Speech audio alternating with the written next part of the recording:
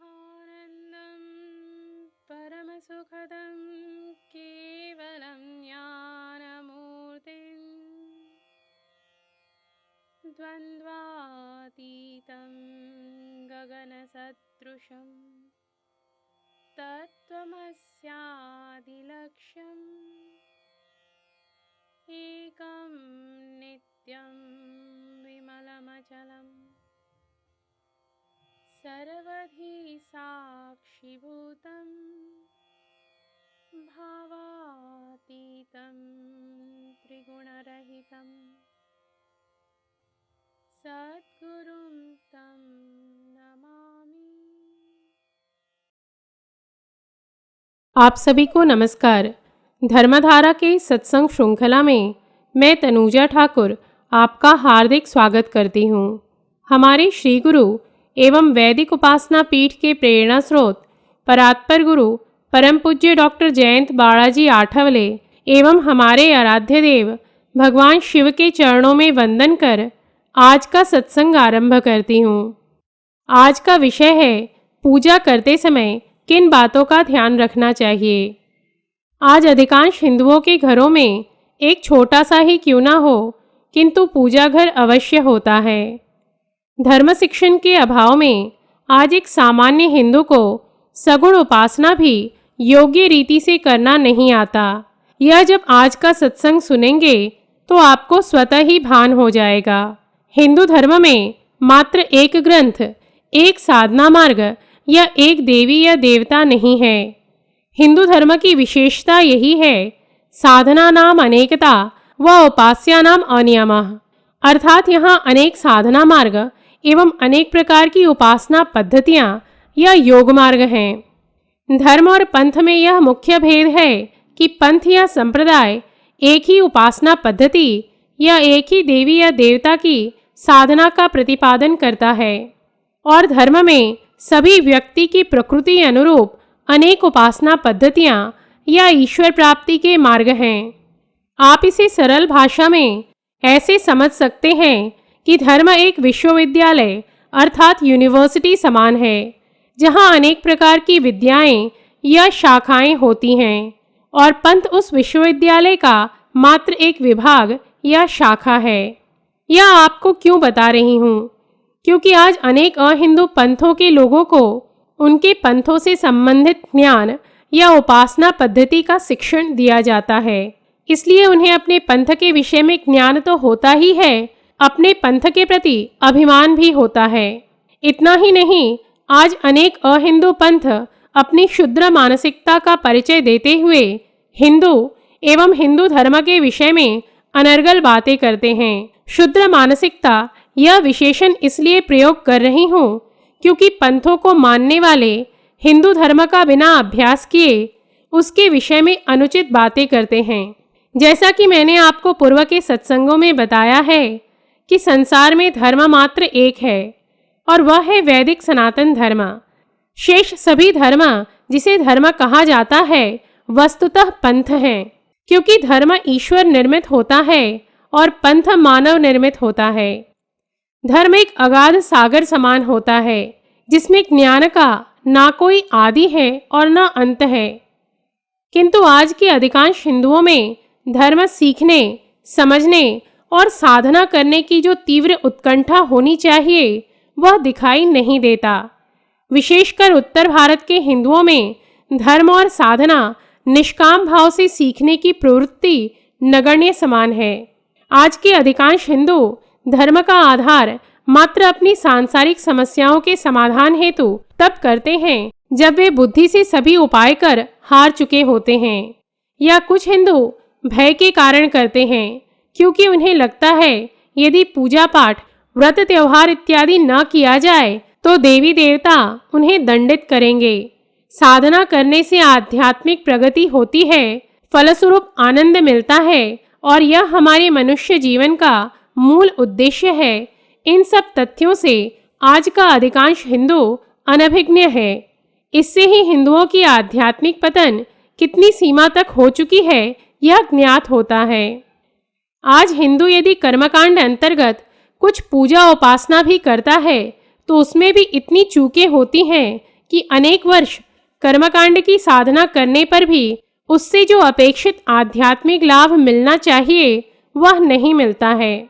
दुख की बात तो यह है कि साधना का आधार बाल्यकाल से नहीं होने के कारण अनेक हिंदुओं को यदि साधना से संबंधित चूकें ध्यान में दिलाई जाए तो उसे वे अहंकारवश स्वीकार नहीं करते। उन्हें लगता है वे जो कर रहे हैं वह योग्य है। परिणाम यह होता है कि उनकी अपेक्षित आध्यात्मिक प्रगति नहीं होती या देव कृपा प्राप्त नहीं होता एवं उनकी देवता और साधना दोनों के प्रति विकल्प निर्माण होने लगता है। इसलिए ख्रीस्ताब्द 2025 से हिंदू राष्ट्र की स्थापना होने पर सभी को धर्म और अध्यात्म की शिक्षा के साथ ही स्वभाव दोष एवं अहम निर्मूलन का पाठ बाल्यकाल से ही घर में एवं शिक्षण स्थल पर दिया जाएगा, जिससे वर्तमान काल समान अहंकारी एवं निधर्मी जीव की पीढ़ी तैयार ही ना हो। ध्यान रखें, अध्यात्म शास्त्र एक गूढ़ एवं सूक्ष्म ज्ञान आधारित तर्क संगत वैज्ञानिक शास्त्र है। अतः जिसे अध्यात्म में आगे जाना है उन्होंने अपनी साधना में हो रही चूकों को त्वरित दूर करने का प्रयास करना चाहिए, तभी देव कृपा या गुरु कृपा संभव है। धर्म प्रसार के मध्य अनेक घरों में देवता पूजन करने वाले पूजकों द्वारा किए जा रहे अनुचित कृतियों को मैंने प्रत्यक्ष अनुभव किए हैं। उसमें से कुछ चूकों को आपके समक्ष प्रस्तुत करने की धृष्टता मात्र इसलिए कर रही हूँ कि इसे सुनने के पश्चात आप भी अंतर्मुख होकर विचार करें कि कहीं आपके द्वारा ऐसी अनुचित कृतियाँ देवता पूजन के मध्य तो नहीं हो रहे हैं, और यदि हो रहे हैं तो उन चूकों को स्वीकार कर उसे यथाशीघ्र सुधारने का प्रयास कर देव कृपा के पात्र बने। देवता पूजन भक्ति योग अंतर्गत कर्मकांड की साधना है। कर्मकांड की साधना अर्थात शरीर के माध्यम से ईश्वर प्राप्ति हेतु प्रयास करना। जब हम कर्मकांड करते हैं तब शरीर की पवित्रता का ध्यान अवश्य रखना चाहिए। अतः रजस्वला, जन्मसूतक या मृत्युपातक के समय देवता पूजन या अन्य कर्मकांड की विधियों को न करें। ऐसा क्यों नहीं करना चाहिए, इस संबंध में पूर्व के सत्संगों में मैंने विस्तार से बताया है। अशुद्ध काल में कर्मकांड की साधना नहीं करनी चाहिए, यह क्यों बता रही हूँ? क्योंकि उत्तर भारत में मैंने अनेक घरों में अशुद्ध काल में हिंदुओं को अपने पूजा घर में जोत जलाते हुए देखा है। विशेषकर पंजाब के हिंदू इस प्रकार की कृति करते हुए अनेक बार दिखाई देते हैं। वैसे आजकल मृत्यु उपरांत श्राद्ध की एक अहिंदू पद्धति प्रचलित है। आज अनेक उत्तर भारत के हिंदू 4 दिवस का श्राद्ध कर 5वें दिवस अपने घर में पूजा करना आरंभ कर देते हैं। किसी व्यक्ति की मृत्यु होने पर उस व्यक्ति का लिंग देह 13 दिवस तक प्रेत योनि में रहता है, अर्थात उसकी मृत्यु हो चुकी है। इस सत्य को स्वीकारने में जितना समय उस घर के सदस्य को लगता है उतना ही समय उसे भी लगता है, और सनातन धर्मानुसार योग्य रीति से श्राद्ध करने से ही उस आसक्त जीवात्मा को गति प्राप्त होती है। अतः आप चाहे 4 दिवस में श्राद्ध कर सब कुछ निपटा दें, किंतु आपके घर में सूतक 12 दिवस का ही होता है।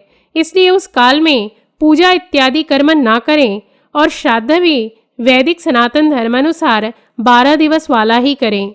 मैंने 4 दिवस के श्राद्ध कर्म करने वाले 100% घरों में तीव्र स्तर का पितृदोष पाया है। उनके घर के पुरुषों के मन एवं बुद्धि पर इतना अधिक काला आवरण उनके अतृप्त पितर उनके इस हिंदू धर्म विरोधी श्राद्ध कर्म से निर्माण कर देते हैं कि उनके घर में पितृदोष है और उसके निवारण हेतु योग्य प्रयास करने चाहिए, यह भी उन्हें स्वीकार्य नहीं होता। एवं ऐसे अनेक शापित हिंदू देवी देवता के अस्तित्व को भी स्वीकार नहीं करते। आज अनेक लोग पूजा करते समय या मंदिर जाते समय काले वस्त्र या पाश्चात्य संस्कृति अनुसार वस्त्र पहनते हैं। पूजा करते समय यदि वस्त्र पारंपरिक और सात्विक हो तो देवता के तत्व अधिक प्रमाण में ग्रहण होता है। कुछ समय पूर्व तक लोग विवाह, यज्ञोपवीत इत्यादि शुभ कर्मों में इसलिए भी काले वस्त्र का प्रयोग नहीं करते थे, किंतु अज्ञानतावश आज अनेक हिंदू पूजा करते समय काले वस्त्र या पाश्चात्य संस्कृति अनुसार वस्त्र पहनते हैं। यदि आप प्रतिदिन पूजा करते हैं तो पूजा का वस्त्र अलग रखें, उसे स्नान कर पहन लें और पूजा उपरांत उतार दें और पानी में धोकर सूखने डाल दें, जिससे अगले दिवस पुनः स्वच्छ वस्त्र पहनकर पूजा कर सकते हैं।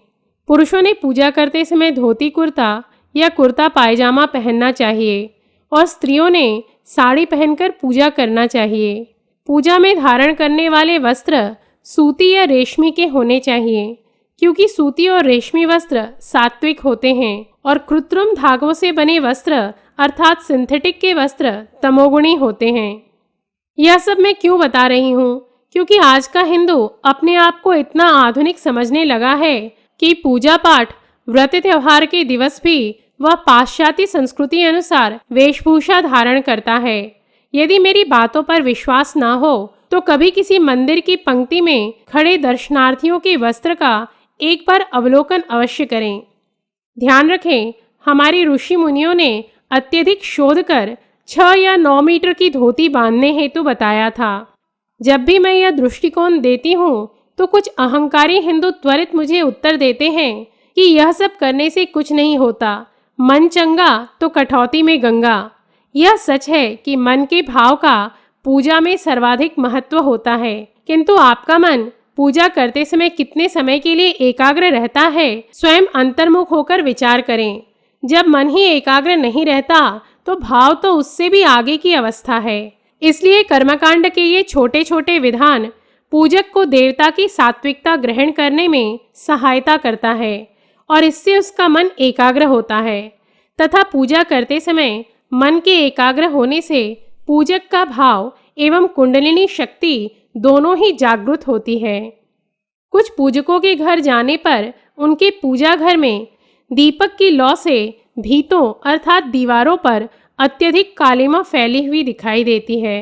अतः पूजा घर में दीपक की लौ सौम्य और मध्यम हो, यह ध्यान रखें। दीपक जलाने से देवता के तत्व आकृष्ट होते हैं, मशाल जलाने से नहीं। साथ ही आजकल दीपक में गोल बाती का प्रचलन बढ़ गया है। दीपक में सदैव लंबी बाती का ही उपयोग करना चाहिए। ऐसा क्यों करना चाहिए? इस हेतु सनातन संस्था द्वारा देवता पूजन अंतर्गत प्रकाशित ग्रंथ पढ़ें। इसे आप हमसे या निकटवर्ती सनातन के केंद्र से प्राप्त कर सकते हैं। कुछ हिंदुओं के घरों में अनेक पुराने एवं फटे हुए देवताओं के चित्र पूजा घर में लगे रहते हैं। कुछ मूर्तियां भी पुरानी और खंडित होती हैं। जब उनसे पूछती हूँ कि इतने पुराने हुए फटे हुए चित्र और खंडित मूर्ति पूजा घर में क्यों रखी है, तो वे कहते हैं कि वे उनके किसी प्रिय या निकट संबंधी के हैं जो अब इस संसार में नहीं है, या उन्होंने उन्हें भेंट में दी थी और उसे उनकी स्मृति चिन्ह समझकर उन्होंने रखा हुआ है। अध्यात्म शास्त्र अनुसार चित्र यदि जीर्ण शीर्ण हो जाए या मूर्ति खंडित हो जाए तो उससे देवता के चैतन्य के प्रक्षेपण का प्रमाण नगण्य हो जाता है। अतः उन्हें स्वच्छ एवं बहते जल में तुरंत प्रवाहित करना चाहिए एवं नए चित्र या मूर्ति लाकर पूजा घर में रखना चाहिए। मूर्ति विज्ञान अनुसार संतों के मार्गदर्शन में बने हुए देवी देवताओं के सात्विक चित्र भी पाने हेतु आप हमसे या सनातन संस्था से संपर्क कर सकते हैं। पूजा करते समय पुष्प की पंखुड़ियों को तोड़कर ना चढ़ाएं। पुष्प के रूप, रंग और गंध से देवता का तत्व आकृष्ट होता है। पुष्प की आकृति को तोड़ देने पर उसका रूप विकृत हो जाता है एवं देवता के तत्व नाम मात्र ही आकृष्ट हो पाते हैं। अतः यदि पुष्प का प्रमाण अल्प हो और पुष्पांजलि अर्पित करनी हो तो मन से अर्थात सूक्ष्म से पुष्प अर्पित करें। पुष्प की पंखुड़ियों को तोड़कर पुष्प ना चढ़ाएं। अनेक व्यक्ति प्लास्टिक के फूल, पत्ते एवं रोलेक्स के बने बंधनवार से पूजा घर को सजाते हैं, तो कुछ पूजा घर में छोटे आकार के बिजली के बल्ब अर्थात ट्यूनी बल्ब लगाकर उसकी सजावट करते हैं। यह सब तमोगुणी होने के कारण पूजा घर की सात्विकता को न्यून कर देता है और पूजक के मन को एकाग्र नहीं होने देता। अतः पूजा घर में रंगोली, ताजे फूल, आम्रपल्लव, केले के पत्ते या केले के स्तंभ जैसे नैसर्गिक वस्तुओं से सजावट करें एवं घी या तिल के तेल का दीप जलाएं। भूल से भी पूजा घर में या मंदिर में मोमबत्ती ना जलाएं। आजकल अनेक आधुनिक स्त्रियां अज्ञानतावश या आलस्यवश मोमबत्ती जलाकर पूजा करती हैं। यह अध्यात्म शास्त्र अनुसार पूर्णतः अनुचित है। देसी गाय के घी से स्वर्गलोक तक के देवता के तत्व आपके पूजा घर में आकृष्ट होते हैं और मोमबत्ती से 7वें पाताल तक के आसुरी शक्तियों की लहरियां आपके घर में आकृष्ट होती हैं। अब यह ना पूछें कि ईसाई तो अपने गिरिजाघर में मोमबत्ती जलाते हैं। मैंने आपको पहले भी बताया है कि पंथों का अध्यात्म सतही है। ईसाई तो पादत्राण पहनकर अर्थात चप्पल पहनकर और गौमांस खाकर गिरिजाघर में जाते हैं। क्या आप ऐसा कर पूजा कर सकते हैं? अतः उनका अनुकरण ना ही करे तो अच्छा होगा। कुछ भक्त अपने घर के सभी कक्षों में देवी देवता के अनेक चित्र लगाकर रखते हैं। चित्र का अपने कक्षों में लगाना तब तक ठीक है जब तक आप उन सभी चित्रों का पंचोपचार पूजन प्रतिदिन करते हैं, और अधिकांशतः मैंने पाया है कि लोग ऐसा नहीं करते हैं। देवी देवता कोई सजावट की वस्तु नहीं है, वे पूजनीय हैं। अतः जहाँ भी उनका स्वरूप हो उसे प्रतिदिन स्वच्छ कर सूखे कपड़े से पोंछकर कम से कम धूप अवश्य दिखाएं। ऐसा इसलिए करना चाहिए क्योंकि देवता के रूप के साथ ही शब्द, रस, गंध, स्पर्श और शक्ति सहवर्ती होती हैं। ऐसा न करना एक प्रकार से उनकी अवमानना करना है। अतः यदि आपसे देवी देवताओं की पूजा सभी कक्षों में नहीं हो पाती है तो प्रयास करें कि मात्र पूजा घर में ही देवताओं की प्रतिमा या चित्र को रखें। पूजा घर में कम से कम देवी या देवता के चित्र या मूर्ति रखें। उतना ही रखें जितने देवी देवताओं की आप प्रतिदिन भावपूर्वक पंचोपचार पूजन कर सकते हैं, अर्थात अधिकतम संख्या 5 से 8 हो। मैंने देखा है कि अनेक हिंदुओं के पूजा घर में एक ही देवता के अनेक चित्र या मूर्ति होते हैं, जैसे बालकृष्ण, कालिया वाले कृष्ण, यशोदा कृष्ण, राधे कृष्ण इत्यादि। वस्तुतः देव कृपा पाने के लिए एक देवता के एक चित्र या मूर्ति पर्याप्त होता है। दक्षिण भारत में तो अनेक घरों में पूजा घर कोई देवी या देवता की मूर्ति की आपणी अर्थात दुकान हो ऐसा लगता है। आपके द्वारा देवता पूजन से आपको देव कृपा प्राप्त होती है और पूजा घर आपके वास्तु को शुद्ध और सात्विक बनाए रखने में सहायता करता है। अतः पूजा घर को सात्विक एवं शास्त्र अनुसार रखने का प्रयास करें। जब भी हमें कोई देवी या देवता का चित्र या मूर्ति भेंट स्वरूप देता है तो हम उसे पूजा घर में रख देते हैं। आपका पूजा घर आपके देवताओं का संग्रहालय नहीं है और ना ही देवी देवताओं की मूर्ति सजावट की वस्तु है। इस तथ्य को ध्यान में रख, जिन्हें किसी देवी या देवता की मूर्ति की आवश्यकता हो या जो उसकी पूजा भावपूर्वक कर सकते हैं, उन्हें ही देवी देवता के चित्र या मूर्ति भेंट स्वरूप में दें। और जब भी आपके पास अनावश्यक चित्र या मूर्ति एकत्रित हो जाए तो उसकी पूजा इत्यादि कर उसे नए वस्त्र में लपेटकर बहते जल में विसर्जित करें। चिंता न करें, इससे आपको पाप नहीं लगेगा, अपितु यह विधान शास्त्र सम्मत है। इन्हीं शब्दों के साथ अपने श्री गुरु एवं भगवान शिव के चरणों में कृतज्ञता व्यक्त कर आज का सत्संग समाप्त करती हूँ। धर्म और अध्यात्म से संबंधित धर्मधारा की सत्संग श्रृंखला में हम नए तथ्यों के साथ पुनः उपस्थित होंगे। तब तक के लिए नमस्कार। जयतु हिंदू राष्ट्रम।